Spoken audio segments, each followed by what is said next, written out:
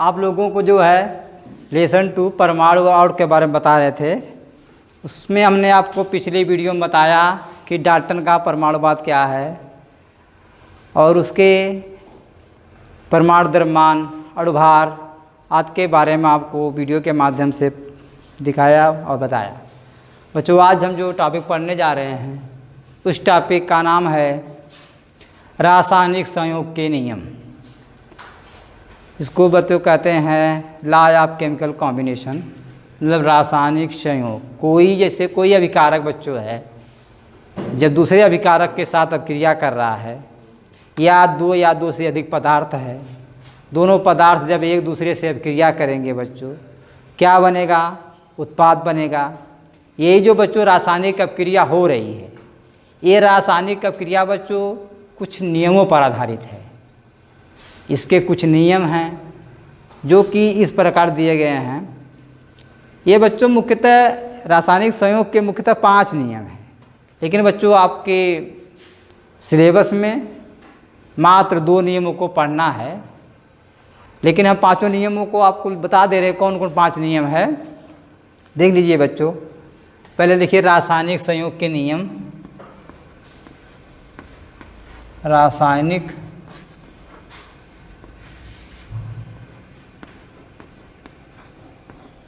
संयोग के नियम।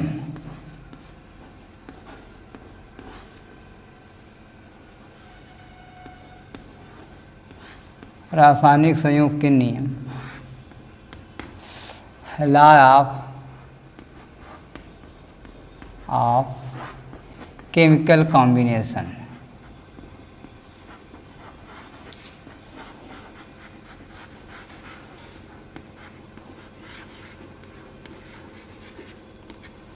बच्चों, ये रासायनिक संयोग के नियम हमने बताया 2 या 2 से अधिक पदार्थ या अभिकारक जब दोनों एक दूसरे से अभिक्रिया करते हैं, तो ये अभिकारक जब दूसरे अभिकारक से या एक पदार्थ दूसरे पदार्थ से अभिक्रिया करता है, तो यह जो अभिक्रिया करने के जो प्रोसेस होता है, यह मुख्यतः 5 नियमों पर डिपेंड करता है। ये नियम बच्चों इस प्रकार हैं। पहले नियम को बच्चे कहते हैं, इसे द्रव्य के अविनाशिता नियम भी कहते हैं, या द्रव्यमान संरक्षण नियम भी कहते हैं, या द्रव्य के स्थायित्व नियम के नाम से भी जाना जाता है। पहला नियम क्या बच्चों? द्रव्य का अविनाशिता नियम। द्रव्य का अविनाशिता नियम, अविनाशिता नियम, द्रव्य की अविनाशिता, द्रव्य की अविनाशिता का नियम। इसे बच्चों इसे कहते, एक नियम और है, इसे कहते हैं द्रव्यमान का संरक्षण नियम। द्रव्यमान या द्रव्य का संरक्षण नियम कह सकते हैं। द्रव्य का संरक्षण नियम, संरक्षण नियम। इसका बच्चों एक नाम और है, जिसे कहते हैं द्रव्य का स्थायित्व का नियम। द्रव्य के स्थायित्व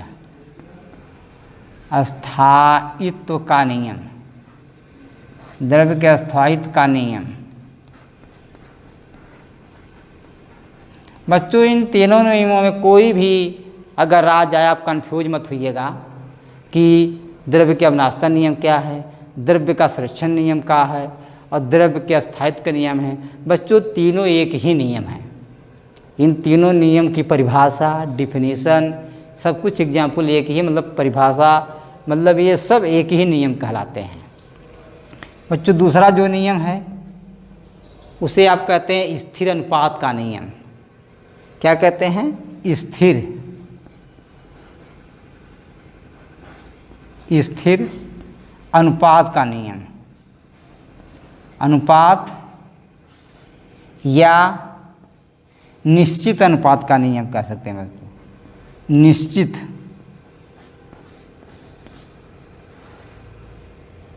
स्थिर अनुपात, निश्चित अनुपात, अनुपात या नियत अनुपात, नियत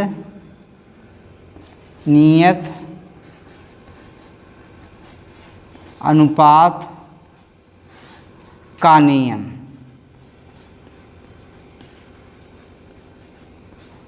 बच्चों ये जो दूसरा नियम है, आप इसे कहिए स्थिर अनुपात का नियम या निश्चित अनुपात का नियम या नियत अनुपात का नियम। तीनों बच्चों, तीनों की परिभाषाएं एक ही हैं, मतलब तीनों ही एक ही नियम है। चाहे जो अगर परीक्षा में आ जाए, आप कन्फ्यूज मत होइएगा, इसलिए मैं तीनों नाम लिखा दे रहा हूँ। बच्चों जो तीसरा नियम आपका है, जिसे कहते हैं गुणित अनुपात का नियम। क्या है? गुणित अनुपात का नियम। आई बात समझ में बच्चों? तीसरा है गुणित अनुपात का नियम। अब बच्चों चौथा नियम क्या है आपका? जो चौथा नियम है व्युत्क्रम अनुपात का नियम। व्युत्क्रम अनुपात का नियम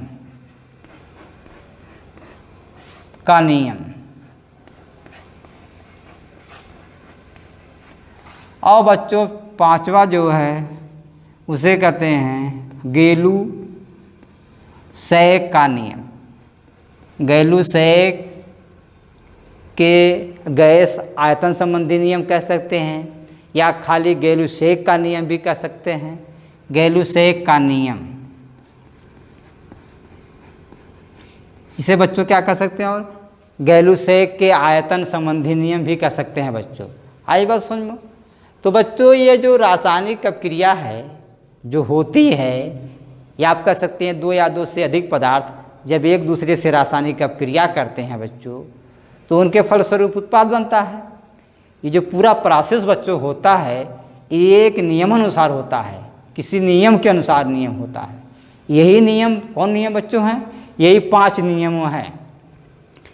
द्रव्य के अविनाशता नियम, इसे द्रव्य का संरक्षण नियम भी कहते हैं, द्रव्य के स्थायित्व का नियम भी कहते हैं। दूसरा बच्चों क्या है? स्थिर अनुपात का नियम, चाहे निश्चित अनुपात का नियम, या आप इसे कहिए नियत अनुपात का नियम भी कह सकते हैं बच्चों।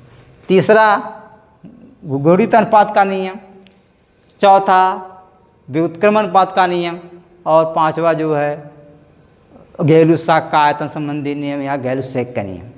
तो बच्चों इन पांचों नियमों के बारे में आप उच्च कक्षाओं में पढ़ेंगे तो आपके जो सिलेबस में है, एकाटूट सिलेबस, मतलब आपको जो पढ़ना है मुख्य 2 नियमों के बारे में पढ़ना है। बच्चों ये जो 3 नियम हैं इनको हम मिटा देते हैं, इनको आपको नहीं अध्ययन करना है।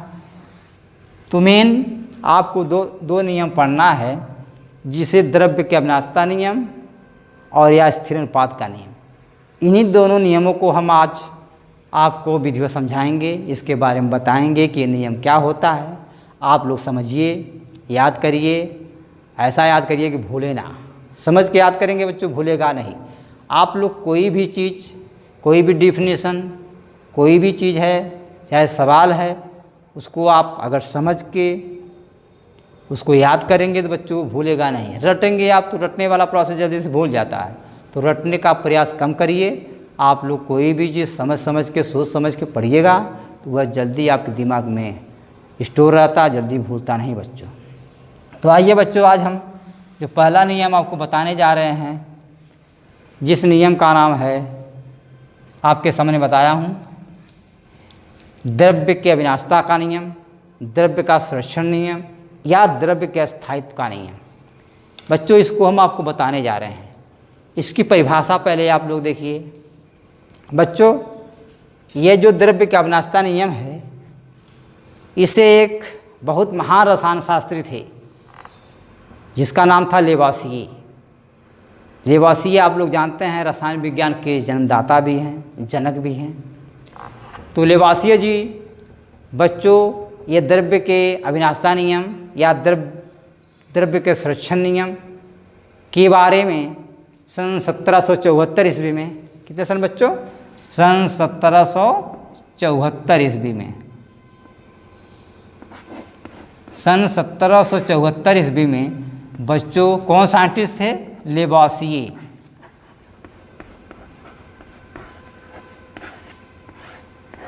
बच्चों इस नियम का प्रतिपादन रसायन शास्त्र, महान रसायन शास्त्र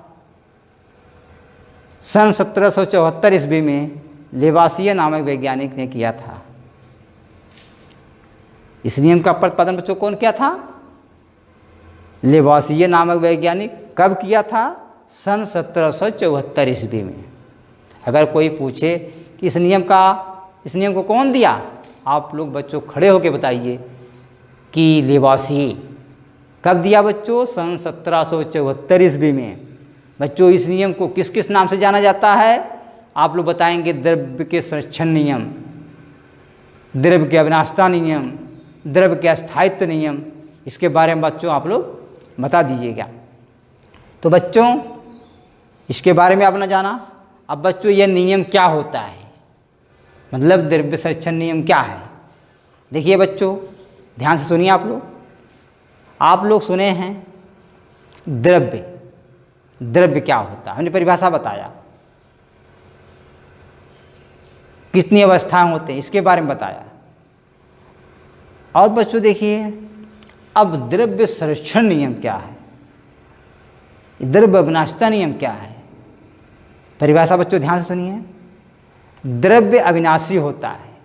क्या होता है बच्चों, द्रव्य अविनाशी, मतलब द्रव्य को आप नष्ट नहीं कर सकते हो, विनाश नहीं कर सकते हो, इसीलिए क्या आ गया, अविनाशी, जिसका विनाश न हो सके उसे अविनाशी कहते हैं। द्रव्य अविनाशी है।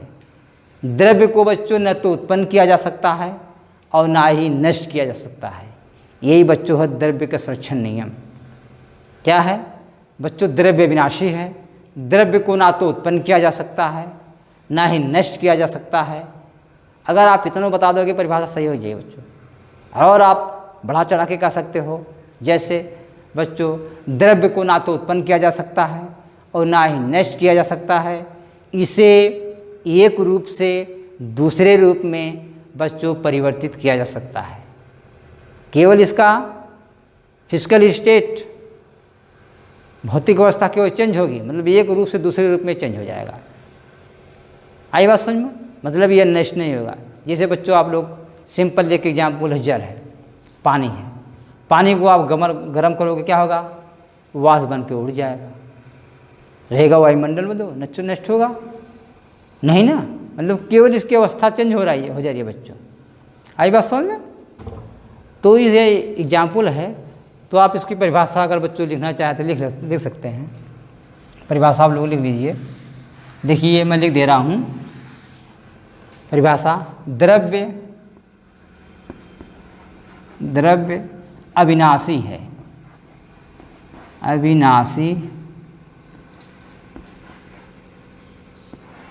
अविनाशी है। द्रव्य को न तो उत्पन्न किया जा सकता है, किया जा सकता है,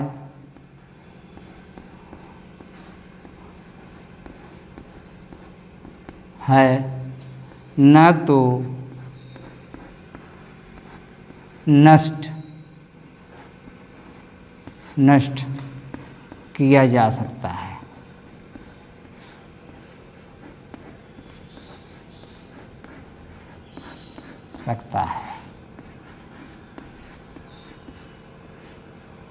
बच्चों इसकी परिभाषा आप इतना लिख दोगे तब भी सही रहेगा। अगर आप और इसको बढ़ा सकते हो तो कह सकते हो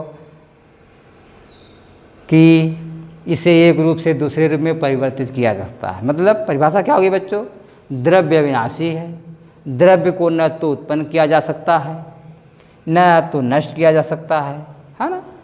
इसे एक रूप से दूसरे रूप में परिवर्तित किया जा सकता है। आई बात समझ में बच्चों? इसे एक दूसरे प्रकार से आप इसको परिभाषित कर सकते हैं। कैसे बच्चों? हम बता दे रहे हैं। जैसे मान लीजिए कोई अभिकारक है, दो या दो से अधिक अभिकारक जब एक दूसरे से अभिक्रिया कर रहे हैं तो उनका द्रव्यमान मतलब अभिकारक का द्रव्यमान और बच्चों अभिक्रिया के फलस्वरूप मतलब जब अभिक्रिया करेगा और जब उत्पाद बनेगा तो उत्पाद बनने की जो प्रक्रिया होगी मतलब उत्पाद का द्रव्यमान अभिकारक का द्रव्यमान दोनों का द्रव्यमान बच्चों समान होता है।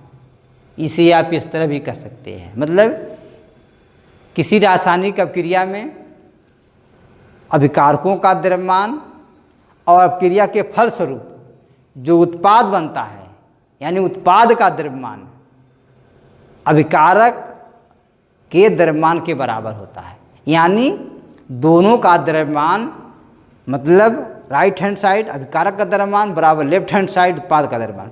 मतलब अगर 100 ग्राम अभिकारक लिए हैं तो जो उत्पाद बनेगा वो कितना मात्रा में बनेगा? 100 ग्राम। आई बात समझ में? मतलब अभिकारक का द्रव्यमान बराबर उत्पाद का द्रव्यमान।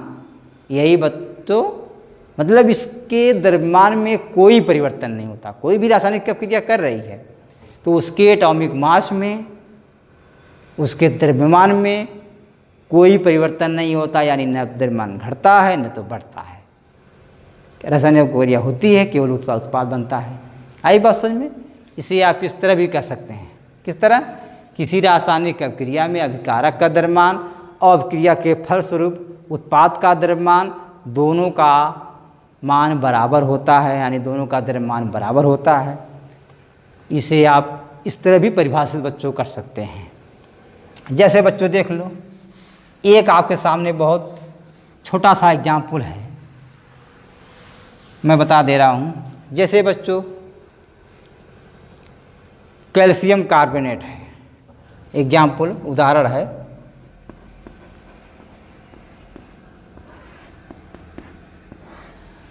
बच्चों कैल्शियम कार्बोनेट इसे आप क्या कहते हैं?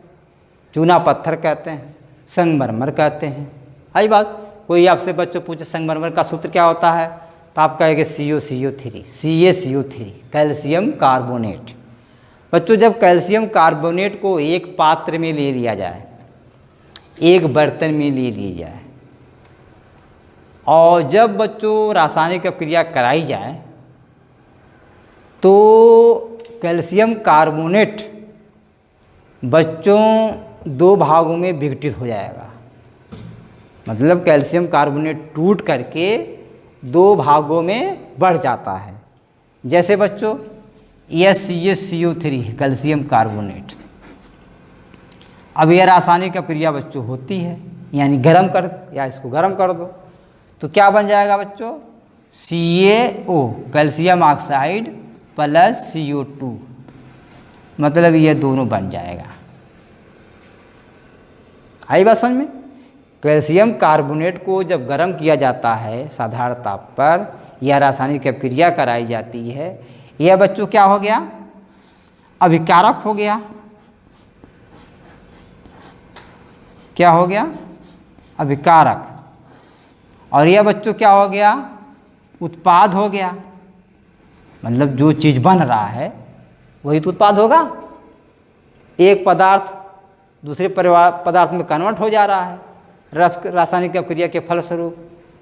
आई बस मतलब किसी रासायनिक अभिक्रिया में जो भाग लेता है, जो पदार्थ भाग लेता है बच्चों, उसे अभिकारक कहते हैं। और बच्चों अभिक्रिया के फलस्वरूप जो पदार्थ बनता है, जो नया पदार्थ बनता है, उसे बच्चों उत्पाद कहते हैं। आई बात समझ में? तो अभिकारक उत्पाद की परिभाषा आपको मालूम हो गई।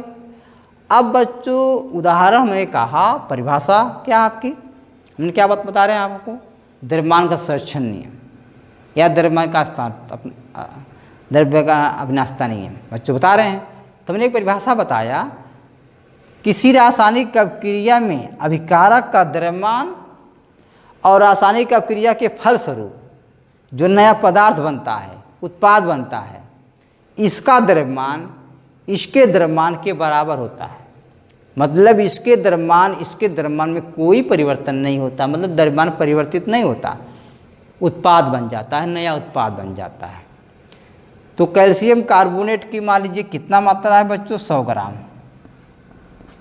100 ग्राम कैल्शियम कार्बोनेट लिया जाए और इसे गर्म कर दिया जाए या रासायनिक प्रक्रिया कराया जाए तो जो बनेगा आपका कैल्शियम ऑक्साइड बच्चों 56 ग्राम बन जाएगा, और प्लस कार्बन डाइऑक्साइड बच्चों बन जाएगा 44 ग्राम।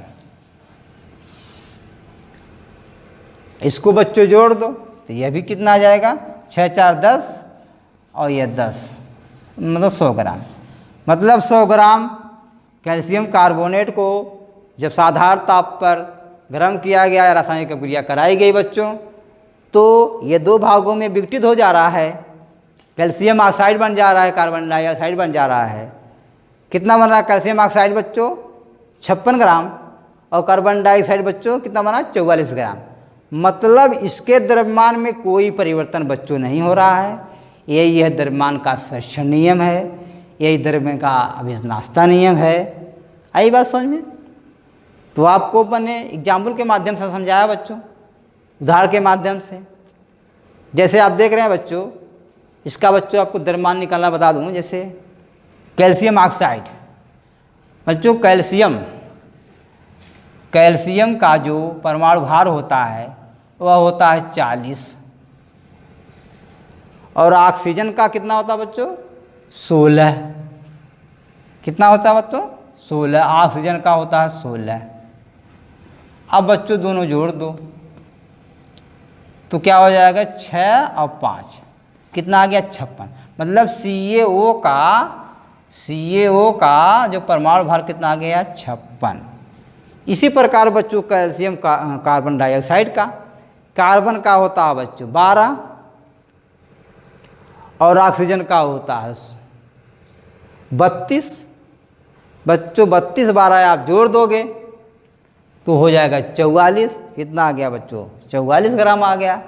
इसी प्रकार इसको अगर आपका परमाणु द्रव्यमान निकालो बच्चों, क्या हो जाएगा, कैल्शियम का बच्चों 40 हो जाएगा, कार्बन का बच्चों 12 हो जाएगा, और ऑक्सीजन का बच्चों कितना हो जाएगा, 16 दूनी 32 सुरती 48 हो जाएगा।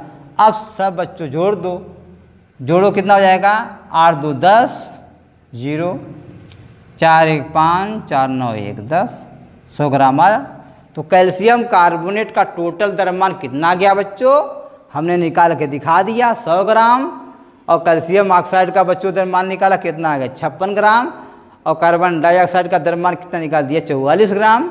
इस प्रकार इस रासायनिक अभिक्रिया में इसके द्रव्यमान में कोई परिवर्तन नहीं हो रहा है, केवल उत्पाद बदल जा रहा है। हमने बता दिया द्रव्य को ना तो उत्पन्न किया जा सकता है और ना ही नष्ट किया जा सकता है, इसे एक रूप से दूसरे रूप में परिवर्तित किया जा सकता है।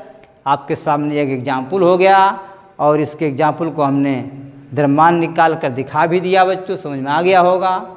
इसे ही कहते हैं द्रव्यमान संरक्षण नियम, इसे कहते हैं द्रव्य का अविनाशता नियम। आई बात समझ में? अब बच्चों इस द्रव्य के अविनाशता नियम को हमने समझाया, आपको एग्जाम्पल बता दिया, दिखा दिया इस पर कि इसके द्रव्यमान में कोई परिवर्तन नहीं हो रहा है।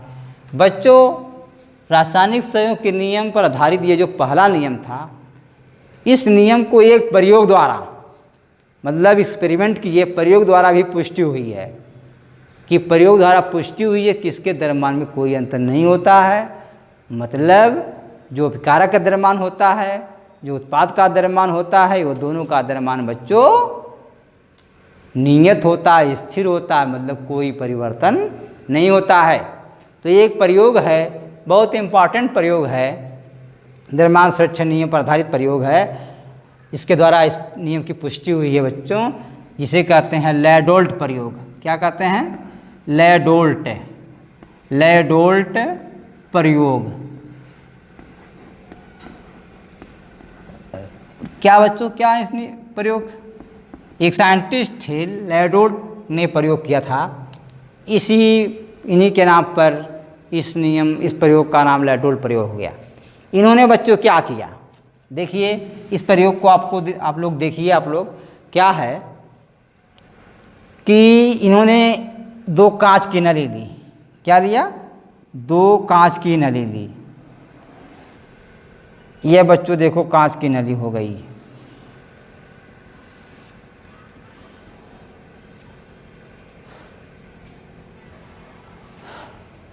बच्चों दो कांच की नली लिया, ये आपके सामने कांच की नली हमने बना दिया।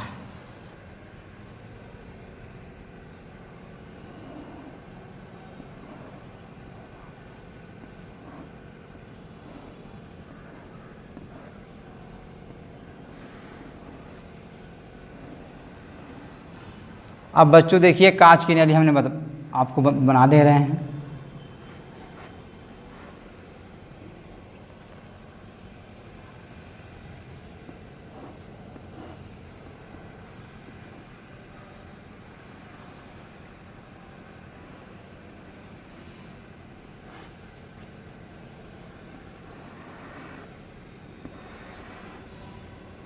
बच्चों ये कांच की नली से एक दोनों ज्वाइंट कर देते हैं, जैसे रिएक्शन हो, अब क्रिया हो सके।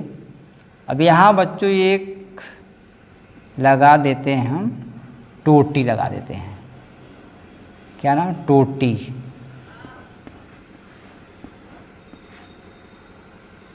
अब बच्चों इसमें हम भर देते हैं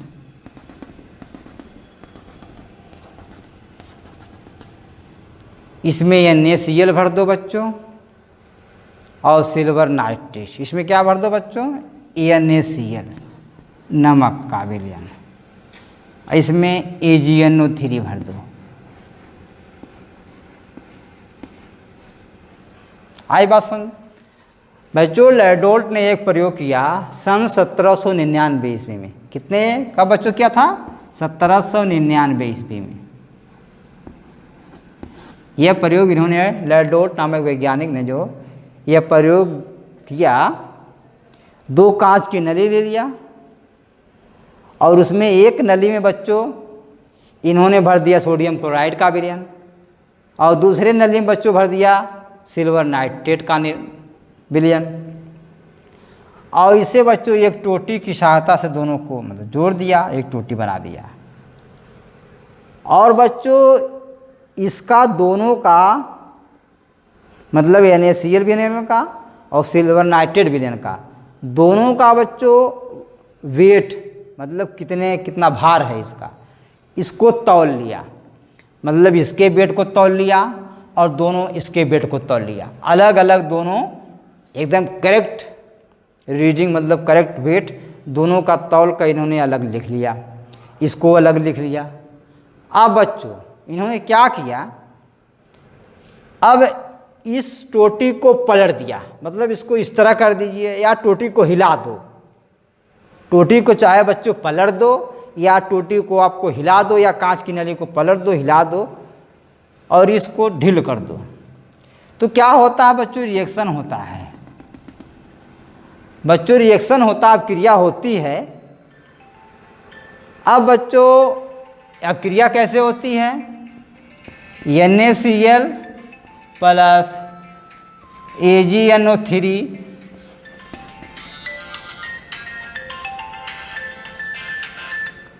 बच्चों अब क्रिया हो रही है तो क्या बन जाएगा?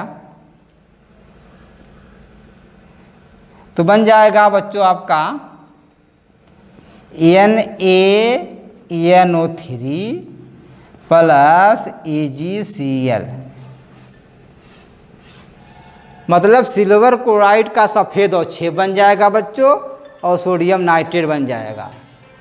अब इसके पश्चात बच्चों क्या देखेंगे, मतलब दोनों को जब आप पलट देंगे, हिला देंगे, तो क्या बनेगा आपका? NaCl सिल्वर नाइट्रेट सब क्रिया करके बच्चों सोडियम नाइट्रेट और सिल्वर क्लोराइड का सफ़ेद और बन जाएगा। लेकिन बच्चों इनके द्रव्यमान में कोई परिवर्तन नहीं होगा। क्या होगा? कोई परिवर्तन नहीं होगा।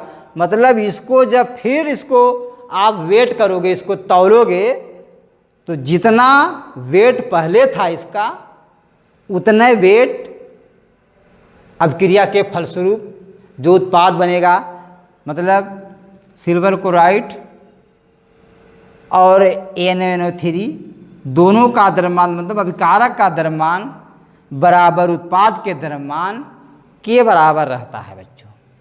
यही बच्चों है द्रव्यमान संरक्षण नियम। हमने आपको समझाया द्रव्यमान संरक्षण नियम क्या है, इससे उदाहरण को बताया और एक प्रयोग द्वारा, जिस प्रयोग का नाम है लैडोल्ट का प्रयोग, इन्होंने प्रयोग किया कि सिल्वर नाइट्रेट और सोडियम क्लोराइड का विलयन दो कांच की नली में लेकर, और इनको लेके इसके पास इनका वेट, मतलब इसको तौल के इसके रीडिंग को लिख लो कितना ग्राम है दोनों का वेट। फिर इनको आप उल्टा करो या पलटा करो या हिलाओ, जब रासायनिक क्रिया होती है तो क्या बन जाता है, सोडियम नाइट्रेट बन जाता है, और बच्चों क्या बन जाता है, सिल्वर क्लोराइड का सफ़ेद अवक्षेप बनता है AgCl का। फिर इसको आप वेट करो, तौलो, तो बच्चों जितना द्रव्यमान पहले रहेगा अभिकारक का और जो बच्चों उत्पाद बन रहा है उसका द्रव्यमान, दोनों के द्रव्यमान में बच्चों कोई परिवर्तन नहीं होता है। इसे ही बच्चों कहा जाता है द्रव्यमान के संरक्षण नियम, द्रव्य का विनाशता नियम। बच्चों हमें आशा है कि आप लोगों को यह पहला नियम द्रव्यमान संरक्षण नियम आसानी से याद हो गया होगा और इसे एग्जाम्पल भी समझ में आ गया होगा। अब बच्चों हम आपको दूसरा नियम बताने जा रहे हैं, जो कि उसका क्या नाम बच्चों अभी हमने बताया था, लिखाया था, क्या बच्चों कहते हैं दूसरा नियम? दूसरा नियम कहते हैं स्थिर अनुपात का नियम या निश्चित अनुपात का नियम या नियत अनुपात का नियम। क्या बच्चों दूसरा नियम क्या है? स्थिर अनुपात का नियम, स्थिर अनुपात का नियम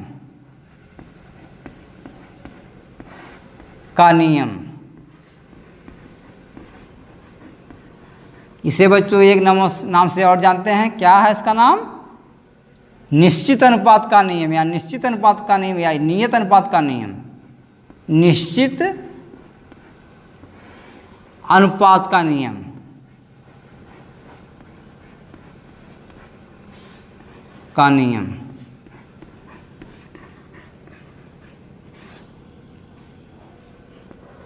बच्चों यही दो नियम आपको पढ़ना है। हमने बता दिया पहला नियम हमने आपको बता दिया कि द्रव्यमान संरक्षण नियम, उसकी परिभाषा बताया, उदाहरण बताया, प्रयोग द्वारा इसकी पुष्टि भी की। अब बच्चों दूसरा नियम जो है स्थिर अनुपात का नियम या निश्चित अनुपात का नियम। बच्चों यह नियम क्या है बच्चों? जैसे मान लीजिए बच्चों पानी है, जल है, उदाहरण पहले आपको दे के बताते हैं। जैसे बच्चों पानी है, वह पानी चाहे वर्षा का जल हो, जैसे बरसात हो रही है, वह पानी आप इकट्ठा कर लो, चाहे उसका जल हो, चाहे कोई नदी में से पानी ले लो वह पानी हो, या समुद्र का पानी ले लो,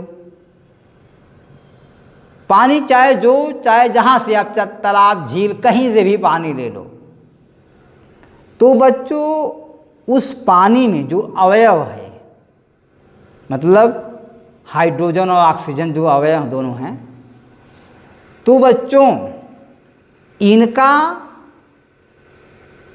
जो द्रव्यमान होता है, मतलब इसमें जो दोनों का संयुक्त द्रव्यमान होता है, उसका अनुपात निश्चित होता है। जैसे मान लीजिए हमने कहा जल एक यौगिक है। जल क्या है? एक यौगिक है। जल में बच्चों क्या होता है? जल का यही सूत्र है। इसमें हाइड्रोजन कितना है? 2 है। ऑक्सीजन कितना है? 1 है। इसका द्रव्यमान कितना होता है? 16 है। मतलब इसमें कितना अनुपात बच्चों होता है? H2 और O, हाइड्रोजन का परमाणु द्रव्यमान लगभग 1 होता है, 1.008 होता है, 1 माना जाता है, तो 2 है, 2 गुणा कर दो 2 हो जाएगा। ऑक्सीजन का कितना होता है बच्चों? 8 का दूना कर दो 16। तो इनमें जो अनुपात होता है हमने कहा निश्चित होता है, नियत होता है। किसी रासायनिक अपक्रिया में उसके अवयव का एक निश्चित अनुपात, एक नियत अनुपात होता है बच्चों। अब वह पदार्थ चाहे जिस विधि से या किसी भी प्रकार बनाया जाए, यही बच्चों है स्थिर अनुपात का नियम। आई बात समझ में? तो हम बच्चों समझा रहे थे, अब इसको आप काट दो, इसको आप लिख सकते हो 1:8। मतलब हाइड्रोजन ऑक्सीजन का अनुपात कितना होता है बच्चों? 1:8। हमारा करने का मतलब यही है कि इस यौगिक में इस अयवों का अनुपात निश्चित होता है। यही क्या है बच्चों? स्थिर अनुपात का नियम। बच्चों इस स्थिर का अनुपात का नियम एक साइंटिस्ट थे, J.L. प्राउस्ट। J.L. प्राउस्ट बच्चों इस नियम का प्रतिपादन J.L. प्राउस्ट कब किए थे? सन 1799 ईस्वी में। 1799 ईस्वी में इन्होंने बच्चों इस नियम का प्रतिपादन किया था। और नियम बच्चों क्या है? प्रत्येक रासायनिक यौगिक में, परिभाषा देख लो, प्रत्येक रासायनिक यौगिक में, प्रत्येक रासायनिक यौगिक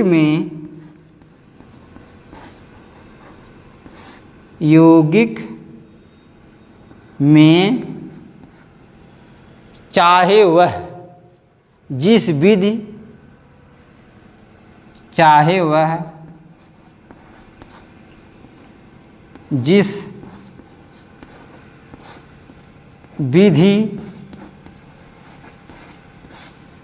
से बनाया गया हो, बनाया गया या प्राप्त गया हो, या प्राप्त किया गया हो,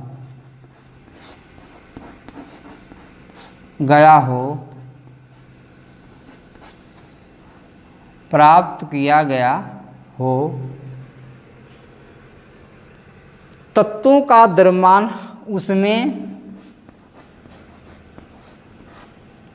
तत्वों का द्रव्यमान, तत्वों का द्रव्यमान निश्चित होता है, द्रव्यमान निश्चित अनुपात में होते हैं।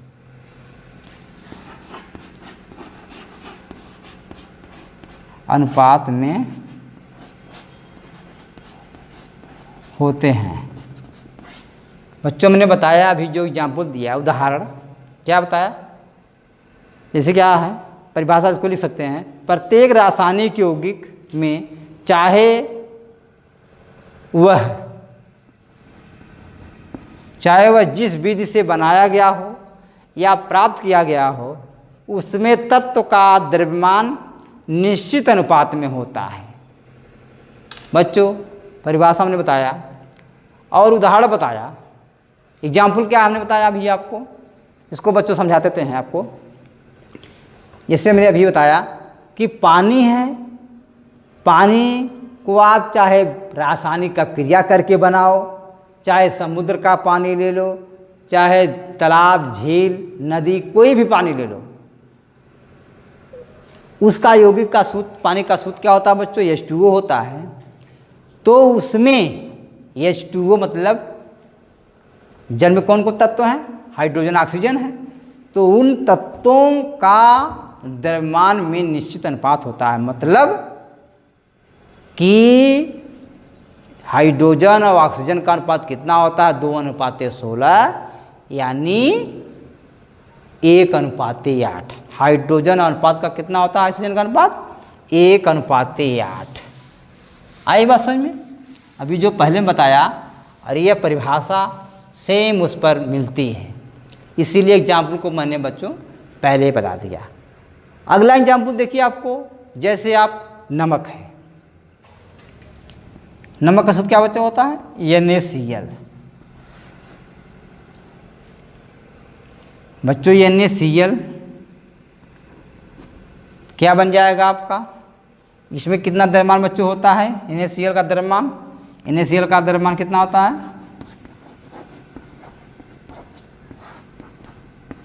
बच्चों? होता है सोडियम का 23 होता है और क्लोरीन का 35.5। अब बच्चों, अब यह नमक चाहे आप रासायनिक अपक्रिया करके बनाओ सोडियम क्लोराइड का, या समुद्र से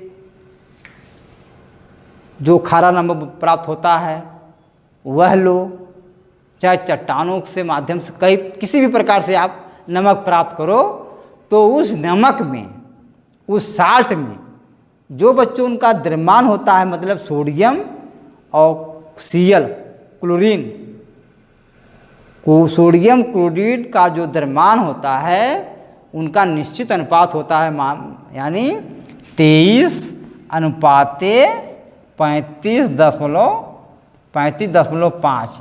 यही बच्चों अनुपात होता है। आई बात समझ में? तो बच्चों इस प्रकार हमने आपको जो है रासायनिक संयोग के 2 नियम बताया जो कि आपके सिलेबस में है। इसको आप लोग समझिए और पढ़ के इसका जो है होमवर्क चेक कराएं बच्चों।